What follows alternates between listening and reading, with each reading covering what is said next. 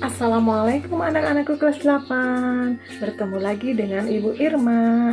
Yuk kita BDR matematika lagi mengenai teorema Pythagoras. Nah, kita lanjutkan materi yang kemarin ya.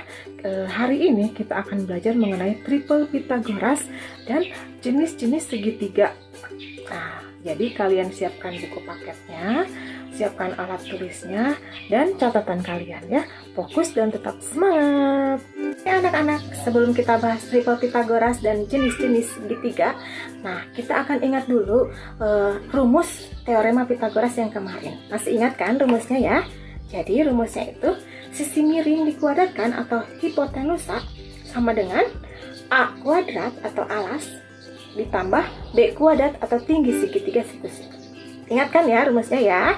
Nah, contohnya misalkan diketahui alas segitiga siku-siku itu adalah 5 cm, kemudian tingginya itu adalah 12 cm, maka hipotenusa adalah 5 kuadrat ditambah 12 kuadrat, yaitu 25 ditambah 144 sama dengan 169, diakarkan jadi 13 cm.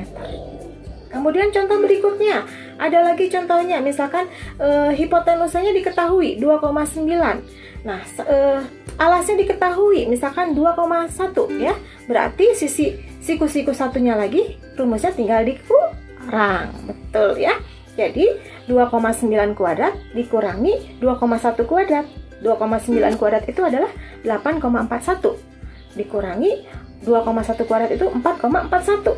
Nah, jadi sama dengan 4. Jadi akar 4 adalah 2 cm. Nah, itu contoh yang kemarin ya.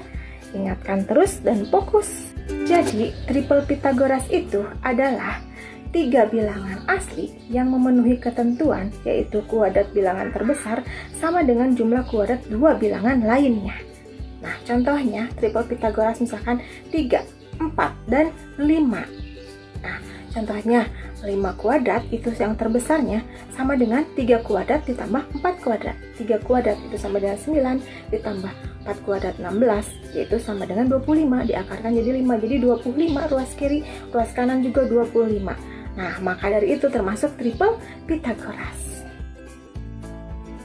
Contoh lain triple Pythagoras yaitu 8, 6, 10, 5, 12, 13, 15, 8, 17, 12, 16, 20, 7, 24, 25, 24, 10, 26, 21, 20, 29, 16, 30, 34, 9, 40, 41, dan lain-lain. Sekarang kita akan menentukan jenis-jenis segitiga. Fokus dan tetap semangat ya anak-anakku kelas 8. Segitiga itu ada 3 ya anak-anak dari Pythagoras. Yang pertama, segitiga siku-siku. Yang kedua, segitiga lancip. Yang ketiga, segitiga tumpul. Segitiga siku-siku seperti yang tadi kita bahas, itu sisi miring dikuadratkan adalah sama dengan penjumlahan dari siku-siku dikuadratkan. Berbeda dengan segitiga lancip. Segitiga lancip itu adalah sisi miring dikuadratkan, hasilnya lebih kecil dari penjumlahan sisi siku-siku dikuadratkan. Beda juga dengan segitiga tumpul.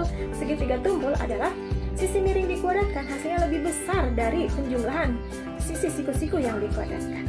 Ingat ya anak-anak jenis-jenis segitiga. Ini dia rumusnya. Dan ini adalah gambar dari rumusnya. Kalian buka buku paketnya ya, halaman 26 sampai 32.